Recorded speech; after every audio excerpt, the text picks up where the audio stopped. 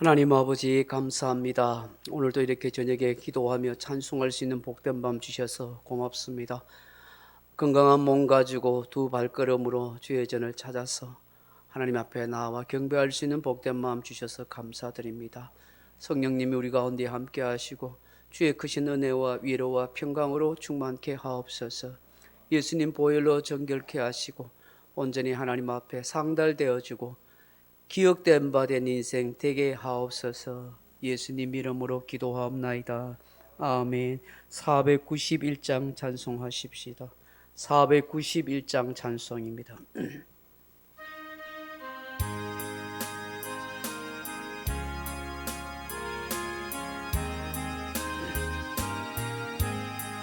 저 높은 곳을 향하여 날마다 나아갑니다.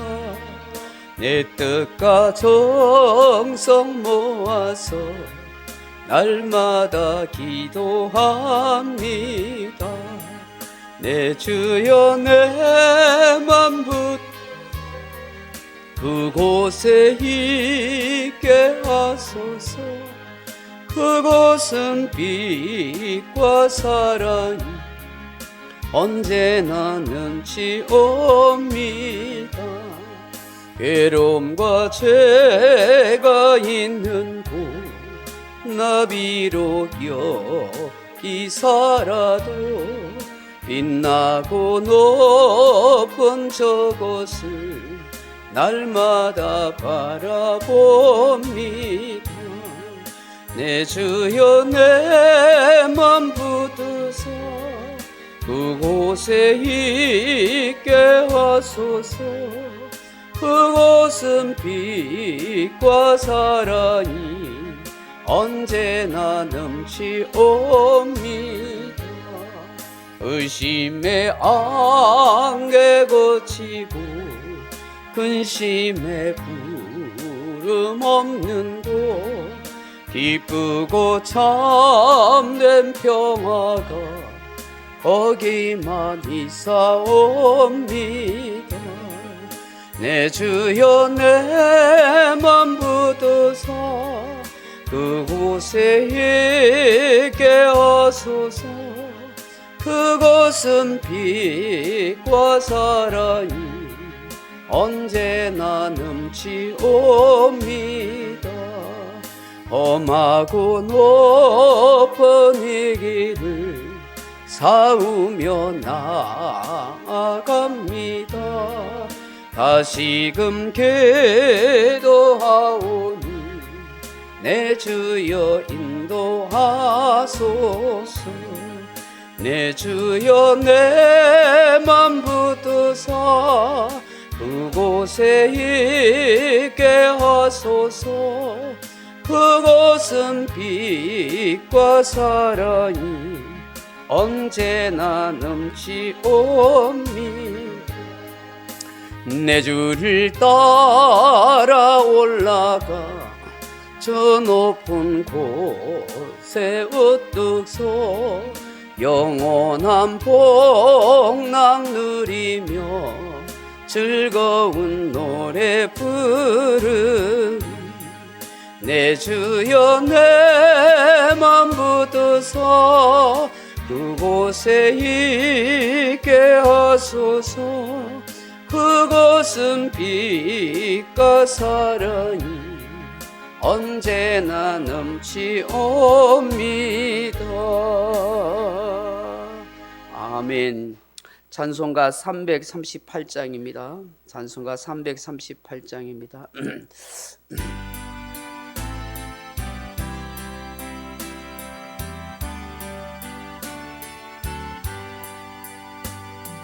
내 주를 가까이 하게 함은 십자가 짐 같은 고생이나 내 생소원은 늘 찬송하면서 주께 더 나아가기 원합니다. 내 고생하는 것 옛 야곱이 돌베개 베고자 갔습니다. 금에도 소원이 늘 찬송하면서 주께 더 나아가기 원합니다. 천성에 가는 길 험하여도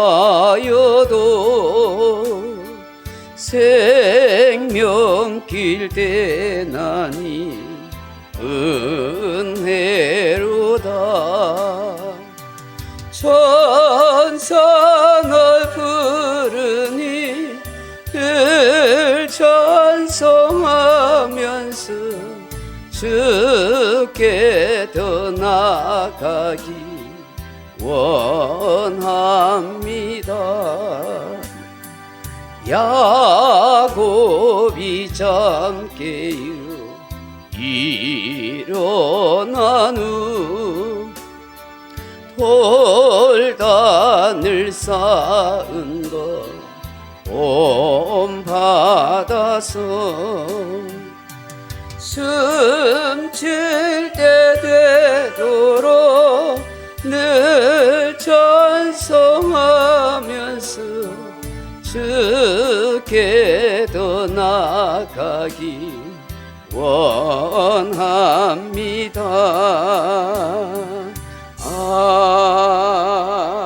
아멘. 214장 찬송하겠습니다. 찬송가 214장입니다.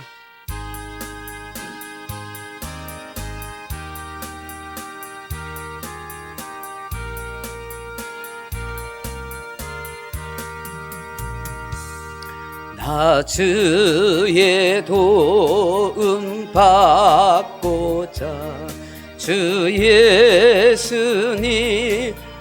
빕니다. 그 구원 허락하시사 날 받아주소서. 내 모습 이대로 주 받아주소서. 날 위해 돌아가신 주 날 받아주소서. 근죄에 빠져 영죽을 날 위해 피 흘렸으니 주 형상대로 빚으사 날 받아주소서. 내 모습 이대로 주 받아주소서. 날 위해 돌아가신 주 날 받아주소서. 내 힘과 결심 약하여 늘 깨어지 기시우니 주의 이름으로 구원해 날 받아주소서. 내 모습 이대로 주 받아주소서. 날 위해 돌아가신 주 날 받아주소서. 내 주님 서신 발 앞에 나 구로 엎드렸으니 그 크신 역사 이루게 날 받아주소서. 내 모습 이대로 주 받아주소서. 날 위해 돌아가신 주 날 받아주소서.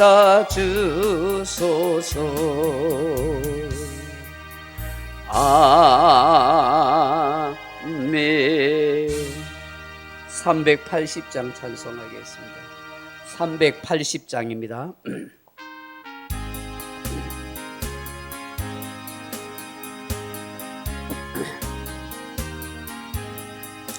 나의 생명 되신 주 주님 앞에 나아갑니다. 주의 흘린 보혈로 전케하사 받아주소서. 날마다 주를 찬송하겠네. 주의 사랑 줄로서 나를 굳게 잡아 매소서. 괴로운 세상 지날 때 나를 인도하여 주소서. 주를 믿고 나가면 나의 길을 잃지 않겠네. 날마다 주를 찬송하겠네. 주의 사랑 줄로서 나를 굳게 잡아 매소서. 세상 살아갈 때에 주를 더욱 사랑합니다. 밝고 빛난 천국에 나의 영혼 들어가겠네. 날마다 주를 찬송하겠네. 주의 사랑 줄로서 나를 굳게 잡아 매소서. 아멘. 60장 마지막 찬송하겠습니다. 60장입니다.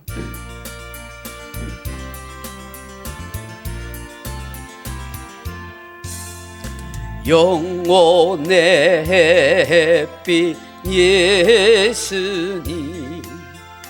가까이 비춰 주시고 이 세상 그릇 일어나 가리지 않게 하소서. 이 눈에 단잠 오기 전 고요히 주를 그리며 구주의 품에 안기니 한없이 평안합니다. 잠 깰 때 주여 오셔서 나에게 복을 주시고 주님의 사랑 안에서 언제나 설게 하소서. 아멘. 하나님 말씀은 마가복음, 신약 성경 마가복음 8장 11절로 21절 말씀까지 보겠습니다. 신약 성경 마가복음 8장입니다. 마가복음 8장 11절에서 21절 말씀까지 같이 한 목소리 읽어보십시다. 마가복음 8장 11절에서 21절 말씀입니다. 제가 가진 성경은 66페이지입니다. 한 목소리 같이 읽어보겠습니다. 시작. 바리새인들이 나와서 예수를 힐난하며 그를 시험하여 하늘로부터 오는 표적을 구하거늘 예수께서 마음속으로 깊이 탄식하시며 이르시되 어찌하여 이 세대가 표적을 구하느냐. 내가 진실로 너희에게 이르노니 이 세대에 표적을 주지 아니하리라 하시고 그들을 떠나 다시 배에 올라 건너편으로 가시니라. 제자들이 떡 가져오기를 잊었음에 배에 떡 한 개밖에 그들에게 없더라. 예수께서 경고하여 이르시되 상가 바리새인들의 누룩과 헤롯의 누룩을 주의하라 하시니 제자들이 서서 수군거리기를 이는 우리에게 떡이 없음이로다 하거늘 예수께서 아시고 이르시되 너희가 어찌 떡이 없음으로 수군거리느냐. 아직도 알지 못하며 깨닫지 못하느냐. 너희 마음이 둔하냐. 너희가 눈이 있어도 보지 못하며 귀가 있어도 듣지 못하느냐. 또 기억하지 못하느냐. 내가 떡 5개를 5,000명에게 떼어줄 때에 조각 몇 바구니를 거두었느냐. 이르되 12이니이다. 또 7개를 4,000명에게 떼어줄 때에 조각 몇 강주리를 거두었느냐. 이르되 7이니이다. 이르시되 아직도 깨닫지 못하느냐 하시니라. 아멘. 15절 말씀 같이 한번 읽어봅시다. 예수께서 경고하여 이르시되 상가 바리새인들의 누룩과 헤롯의 누룩을 주의하라 하시니. 아멘. 할렐루야. 이 밤에 함께 또 말씀을 나누어서 감사합니다. 우리가 민수기의 말씀을 살펴보고 있는데 이 민수기의 말씀 가운데서 절기를 살펴보고 있습니다.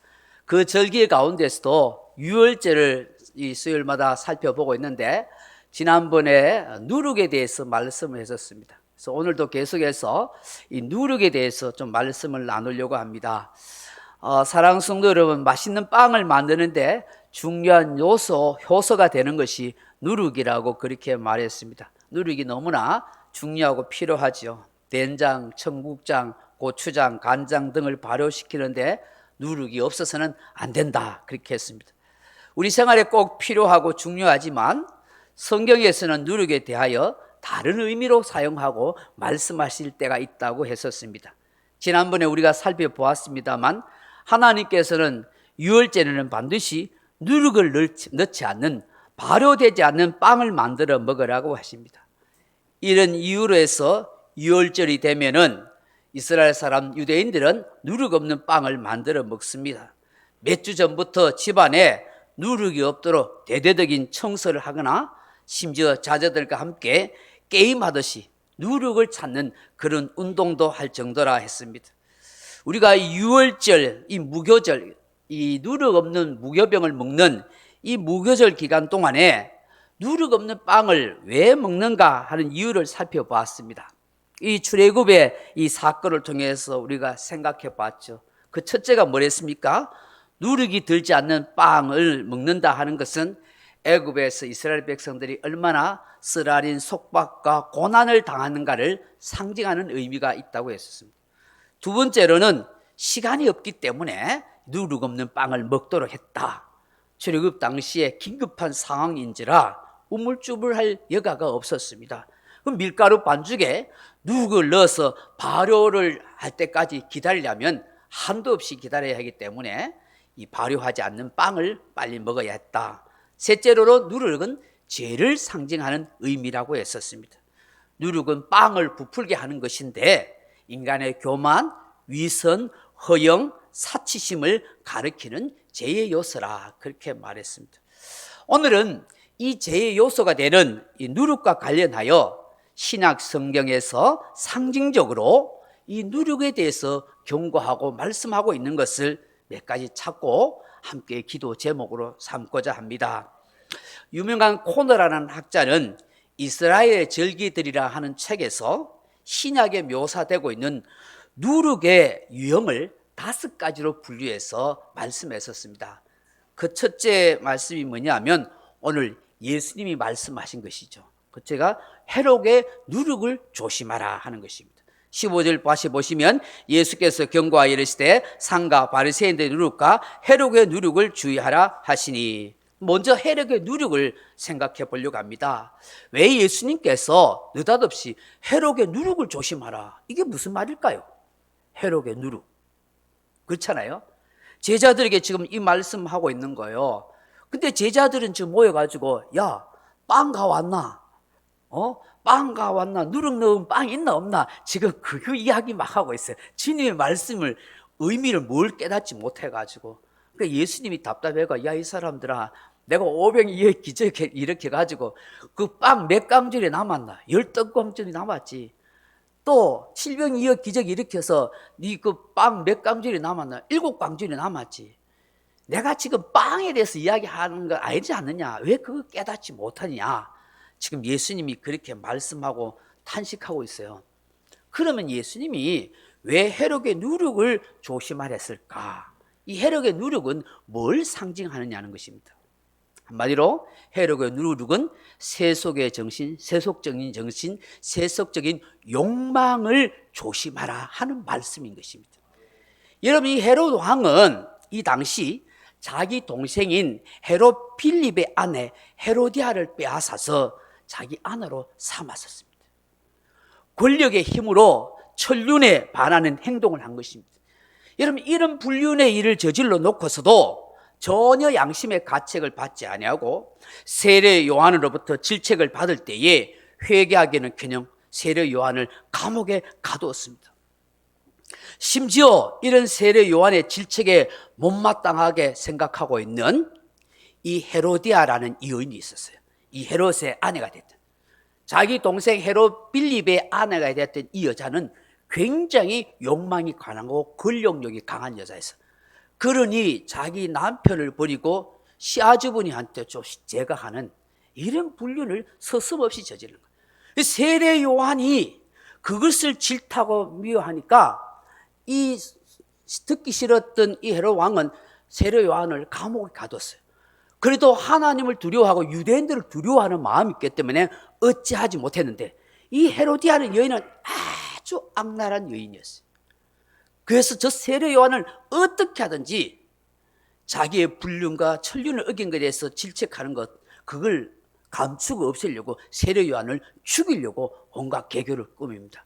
그 일이 어떤 일이었어요? 이 헤롯 왕이 갈릴리 사람들과 많은 사람들과 잔치를 열 때에 자기의 딸이에요. 헤로디아. 이 헤롯 빌립과의 사이에 난 딸이에요. 이 딸하고 아주 춤을 잘 추게 했어요. 아주 날씬한 몸매에다가 아주 춤도 잘 췄던 거예요. 반전라로 막 이래가지고 발라로 해가지고 춤을 춰가지고 술에 취했던 이 헤롯이 그것에 반해가지고 어떻게 해요? 그 헤로디아에게 묻는 거야. 그 살로메, 딸이 살로메인데 살로메에게 묻는 거야. 내가 나라의 반이라 줄 테니까 네 소원을 말해봐라. 그래서 살로메가 지금 엄마 헤로디아한테 가서 이야기하니까 세례 요한의 목을 달라 해라. 그렇게 한 거예요. 그러니까 헤롯 왕이 사람들 앞에서, 고관 대작 앞에서 무슨 소원이든 다 들어주겠다 해놓으니까 세례 요한의 목을 달라니까 고민을 하죠. 두려움을 가지죠. 근데 자기가 말한 것도 있고 왕의 자존심과 권위가 있으니까 할 수 없이 어떻게 해요? 신하를 시켜다가 세례 요한의 목을 베어버립니다. 그래서 쟁반에 담아다가 헤로디아에게 갖다 줘버리는 것이죠. 여러분, 이런 끔찍한 일을 한 거예요. 마가복음 6장 26절에 보면 왕이 심히 근심하나 자기의 맹세한 것과 그 앉은 자들 인하여 거절할 수 없는지라 왕이 곧 시병 하나를 보내어 요한의 머리를 가져오라 명하니 그 사람이 나가 옥에서 요한을 목베어 그 머리를 소만에 얹어다가 소녀에게 주니 소녀가 이것을 그 어머니에게 주니라. 요한의 제자들이 듣고 와서 시체를 가져다가 장사하니라. 그랬어요. 예수님께서 제자들에게 헤롯의 누룩을 주의하라 하신 이유가 무엇입니까?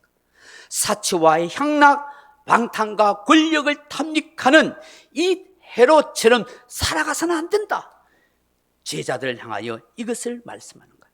오늘 우리 그리스도인이 경계해야 할 죄의 요소, 죄의 누룩이라 그렇게 말할 수 있는 것입니다.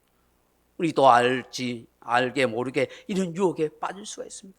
사회가 발달하고 경제가 부유해질수록 과학시대가 될수록 수없는 유혹, 권력에 대한 세상 쾌락에 대한 그런 유혹들이 우리를 넘어뜨릴 수 있습니다. 그래서 우리는 이 헤롯의 누룩을 조심하고 경계해야 한다 하는 것입니다. 두 번째로 오늘 주님이 말씀한 것처럼 바리새인의 누룩을 조심하라 하는 것입니다. 예수님께서 바리새인의 누룩을 주의하라고 하신 건 무엇입니까? 바리새인들 하면 여러분 뭘 생각하게 됩니까? 위선과 외식과 거짓의 사람을 생각하게 되는 것입니다. 이 바리새인들은 겉으로는 철저하게 율법을 지키고 유대교의 전통을 지켰던 그런 자신들 나름대로 자부하는 사람들이었습니다. 겉으로는 얼마나 경건하게 모세의 율법을 철저히 지키려 했는지 모릅니다. 금식도 자주 하고 11조도 철저히 드리고 누구보다도 남보란 듯이 구제도 열심히 했던 사람입니다. 지극히 종교적인 사람들입니다. 그러나 그들의 신앙생활은 철저하게 이중적이었습니다. 형식적이고 위선적이었습니다. 남에게 외적으로 보일 뿐이었습니다. 진정으로 하나님을 경외하고 사랑하는 마음이 없었습니다. 그래서 예수님이 그들을 향하여 뭐라고 질타하셨습니까? 외식자들아, 위선자들아.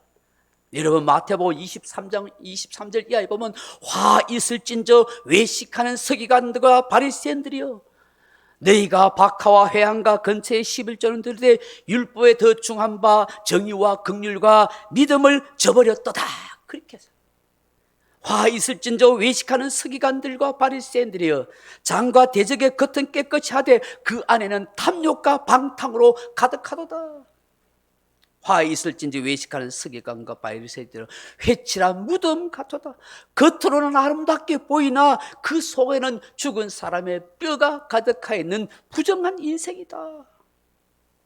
화 있을진저 서기관과 바리새인들은 너희들은 회당과 높은 자리에서 시장에서 문안받는 것을 기뻐하는도다. 예수님은 제자들에게 이런 바리새인들의 위선과 외식을 주의하라, 그들의 잘못된 가르침에 동요하지 말아라, 그렇게 말씀한 거예요. 오늘 저와 여러분도 신앙생활 하면서 우리가 바리새인처럼 될 수 있어요. 위선적인 사람, 외식적인 사람, 말만 하고 행동하지 않는 그런 모습들이 저도 여러분 속에 있을 수가 있어요. 그래서 주님 앞에 회개하는 마음으로 하나님 내 속에 바리새인의 누리기 없게 해주세요. 그렇게 기도해야 하는 것이죠. 세 번째로는 사두개인의 누룩입니다. 사두개인. 여러분 예수님이 마태복음 16장 6절에서 이렇게 말씀하여 예수님께서 삼가 바리새인과 사두개인의 누룩을 주의하라 하시니, 또 말씀 그렇게 하세요. 사두개인의 누룩도 조심하라는 거예요. 근데 예수님께서 왜 사두개인의 누룩을 조심하라고 말씀합니까? 사두개인의 누룩은 뭘까요?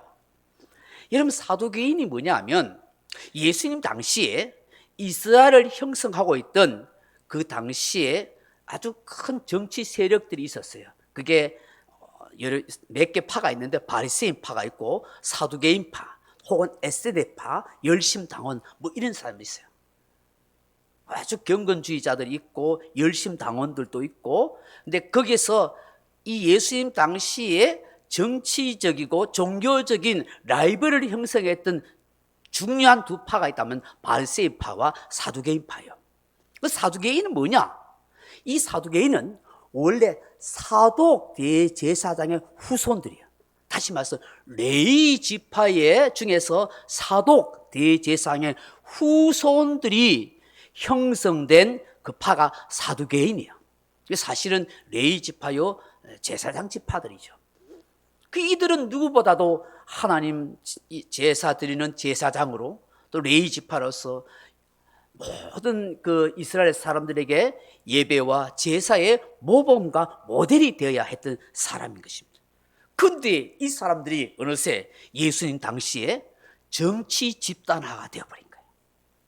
그 굉장히 철저한 세속주의자들이 되었어요. 이 바리새인들과 파벌을 형성한데, 이 당시에 바리새인들은 굉장히 보수주의자들이고 아주 유대 전통주의자들이었다면 이 사두개인들은 아주 지금 말하면 진보주의자들이었어요. 그리고 현실주의자들, 합리주의자들이었습니다. 그래서 이런 바리새인들은 영을 믿고 천사도 믿고 부활도 믿지만, 사두개인은 영적인 존재를 믿지 않고 천사도 믿지 않고 부활도 믿지 않은 거예요. 그 철저하게 현실주의, 관료주의, 그런 이성주의에 집착한 사람들이 되어버린 거예요. 그럼 예수님께서 사두개인의 누룩을 주의하라는 게 뭘까요? 오늘날로 말하면 현대주의를 조심하라는 거예요. 영적 세계, 신령한 세계를 믿지 않고 오히려 눈에 보이는 현실과 이성과 자기 경험, 합리주의, 과학주의를 일삼는 이 시대, 이 세대를 본받지 않아야 한다는 것을 말씀하는 거예요. 여러분, 오늘날 신학계에서도요, 예수님의 동정녀 탄생을 믿지 않고 예수님의 부활을 믿지 않고 가르치는 신학자들이 얼마나 많은지 몰라요. 그런 진보주의, 세속주의 신학자들이 얼마나 많은지. 그 밑에서 가르침을 받은 목사들이 예수님의 동정녀 탄생도 안 믿고 예수님의 부활도 안 믿으면서 교회를 가르쳐요. 그걸 목회하는 사람이 많아요. 예수님을 정치적인 메시아나 사회 저항 운동가로, 혹은 빈민구제자로, 혹은 소수 인권주의자로 묘사합니다. 지금 여러분 기독교계 가운데 그런 사람들이 많습니다. 목사들 중에서도 여러분 동성애를 인정하고 하는 사람이 있죠. 얼마 전에 그 여자 목사 하나가 자살했다잖아요. 그 사람이 동성애를 아주 주장한 여자 목사. 여러분, 그런 사람들이 우리나라에 많습니다. 지금 기독교계가 너무 사회 정치화가 돼가고 있습니다. 잘못하면 하나님과 예수님의 이름을 팔아서 정치에 이용하거나 자기 치부를 하는 사람이 생길 수 있어요. 조심해야 됩니다. 순수한 복음, 죄인들을 회개시키고 한 영혼을 예수 믿게 하여 구원하는, 그래서 사람들이 변화되어 사회를 변화시켜 가야 할 그런 일을 교회가 해야 되는 것이죠. 교회가 목회자가 정치 일선에 전면 나서는 건 바람직하지 않습니다. 예수님께서 이렇게 말씀합니다. 마태복음 16장 11절에 어찌 내 말한 것이 떡에 관함이 아닌 줄 깨닫지 못하느냐.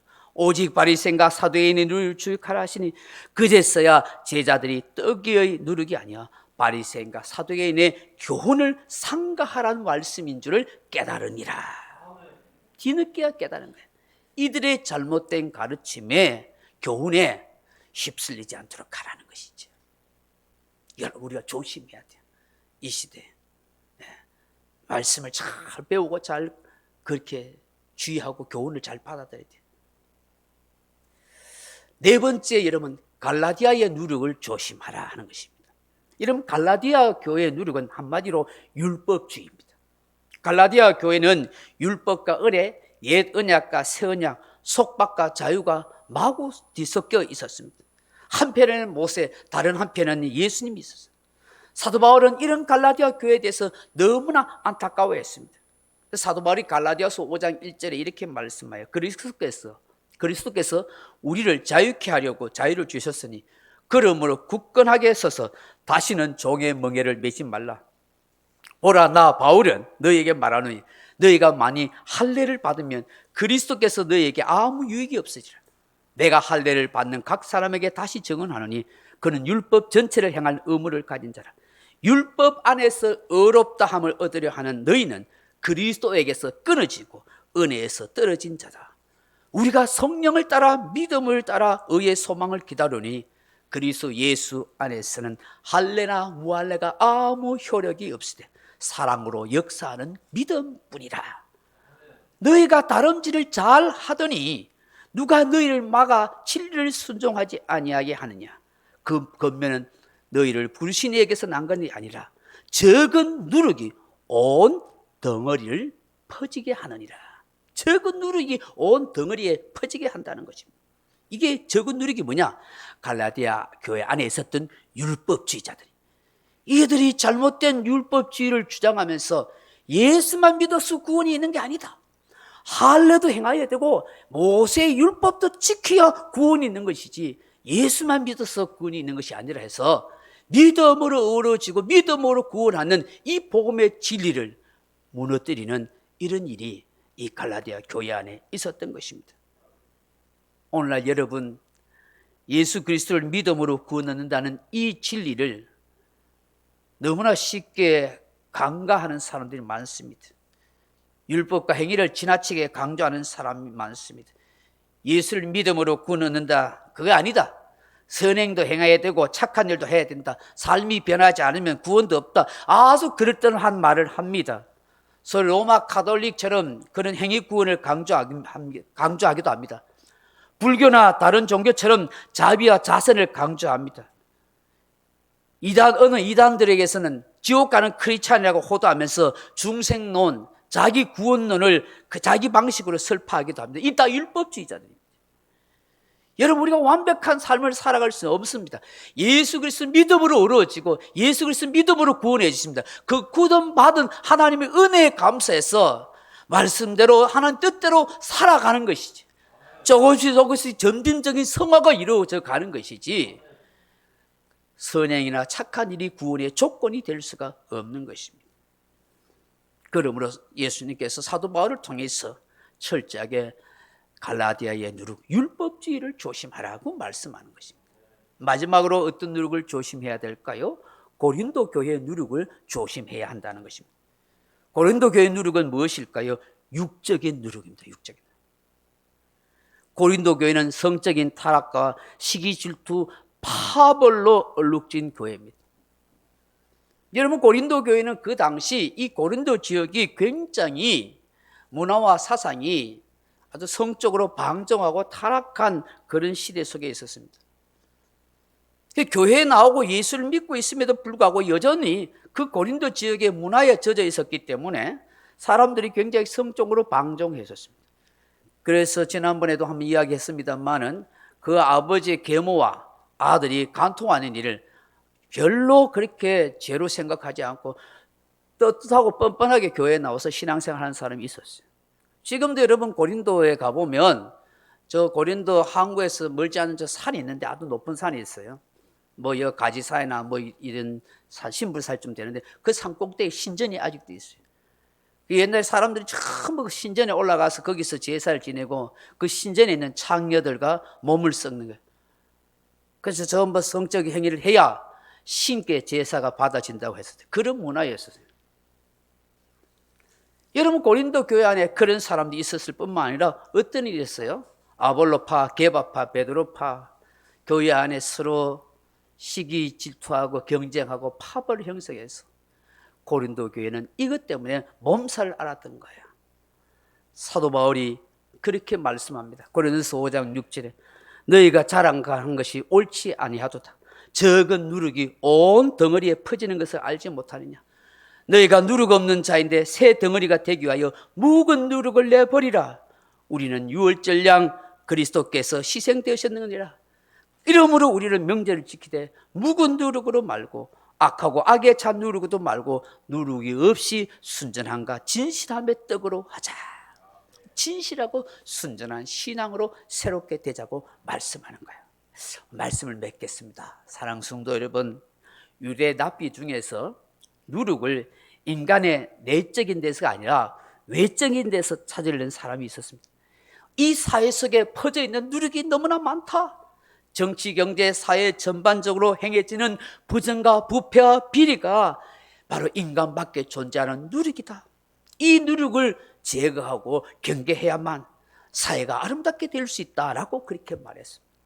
어떤 유대학자들은 누룩을 우리 인간의 악한 경향으로 설명하고도 했습니다. 이 악한 경향이란 말이 히브리어로 에세르 하라 하는 말인데 타락한 마음 상태를 말합니다.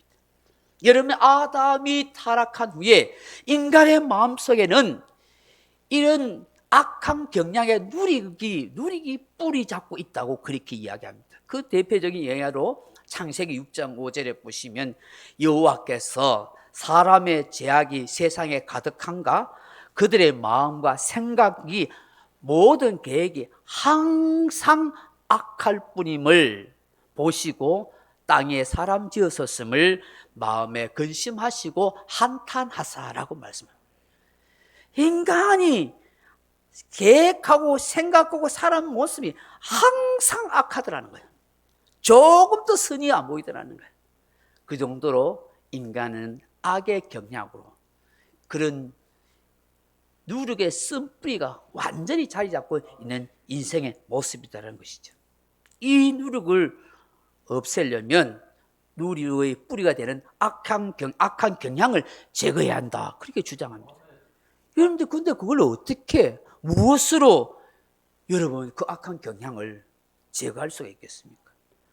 우리가 예수 그리스도를 믿음으로 죄 용서를 받고 그렇게 살아가지만 죽을 때까지 우리에게는 죄의 본성이 있어요. 악의 본성이 있어요. 근본적인 죄의 뿌리는 없애지 못합니다. 끊임없이 우리는 이 죄와 싸워가야 하는 것이죠. 언제든지 죄의 유혹에 넘어지고 쓰러질 수밖에 없는 존재입니다. 이런 나의 실존을 철저히 알고 늘 주의 은혜를 구하면서 주님 앞에 겸손히 이 죄를 이기도록 하나님 앞에 은총을 구해야 하는 것입니다. 약해서 넘어지면 주의 긍휼을 구하며 예수의 피를 믿는 믿음으로 십자가를 붙들고 나아가야 하는 것입니다. 그래야만 우리가 이 제약된 나의 본성을 이겨갈 수가 있는 것입니다. 오늘 성경에서 말씀하는 이 5가지의 누룩을 주의하라 하는 말씀을 기억하면서 하나님 앞에 은혜를 구했으면 좋겠습니다. 해록의 누룩, 권력과 향락의 누룩을 조심하게 하옵소서.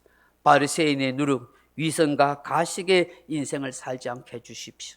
사두개인의 누룩, 육적이고 합리적이고 현실주의에 빠지지 않게 해주십시오. 갈라디아의 누룩, 율법주의에 빠지지 않도록 도와주십시오. 고린도의 누룩, 성적 방종과 파벌의 누룩이 되지 않도록 해주십시오. 우리가 함께 이 성령님의 인도와 은혜를 구하는 그런 이 저녁이 되기를 주님의 이름으로 축원합니다. 우리 찬송가 435장 찬송하십시다. 나의 영원하신 150장 찬송하십시다. 찬송가 150장.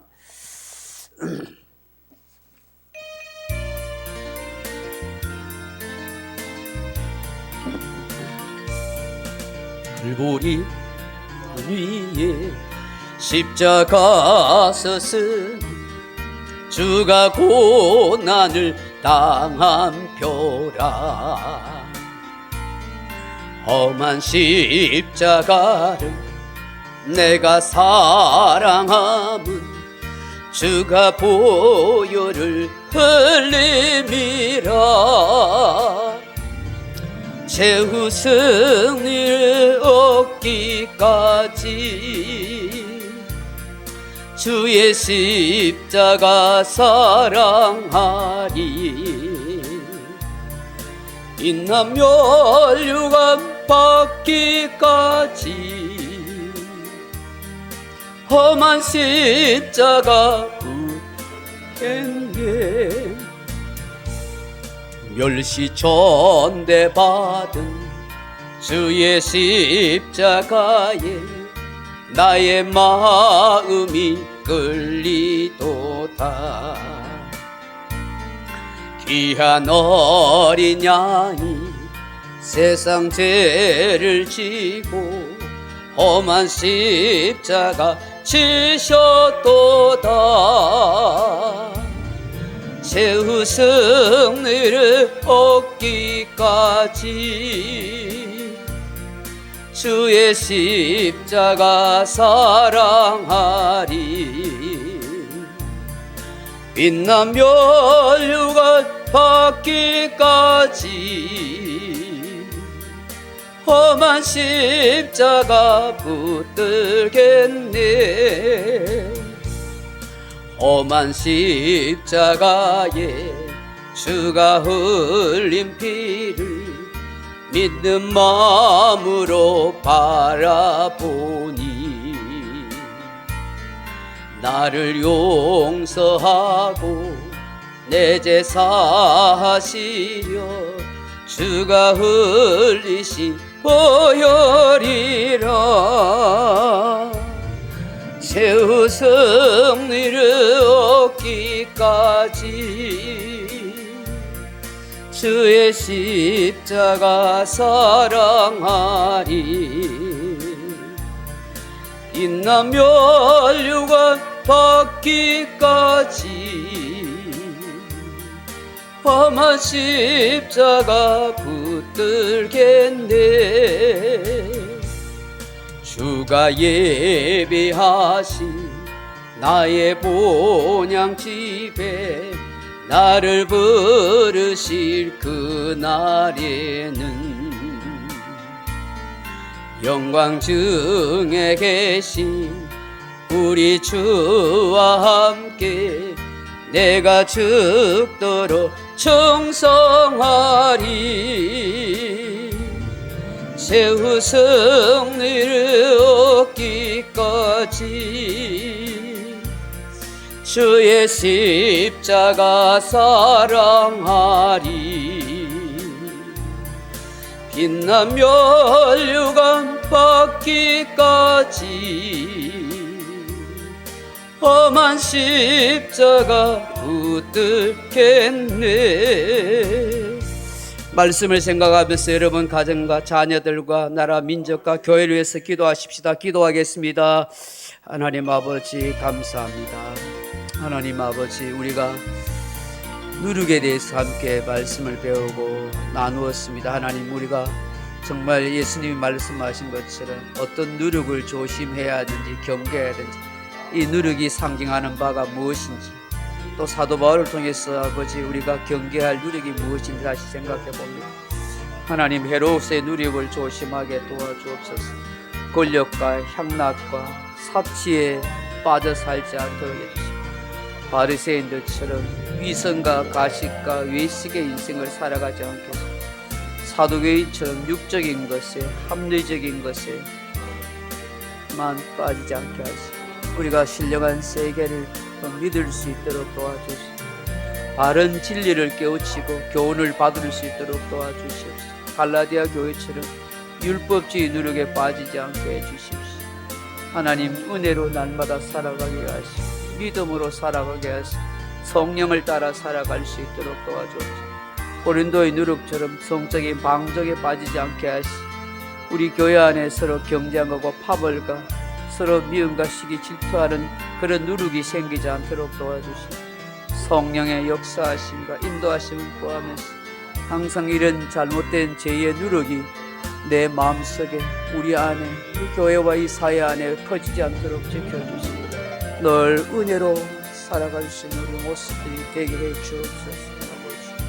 성령님이 역사하여 주시옵소서. 아버지, 은혜를 더하여 주시옵소서. 아버지, 시대 하나님, 우리 자신들을 얻고 진리 가운데 빛 가운데로 인도하여 주시옵소서. 우리가 원하는 삶을 살아가고 하나님이 원하시는 삶을 살아가고 우리의 자녀들과 우리의 가정, 주님 이 시대에 지켜주시고 수없는 죄의 유혹들이 넘어들 혼미한 영적인 시대를 살아가고 있습니다. 세상의 사상과 사고가 점점 부패하고 타락하는 누룩이 가득한 세상이 되어가고 있습니다. 하나님, 이 시대를 하나님 정직하고 거룩하고 깨끗하게 만들어 주옵소서. 아버지, 도와주시옵소서.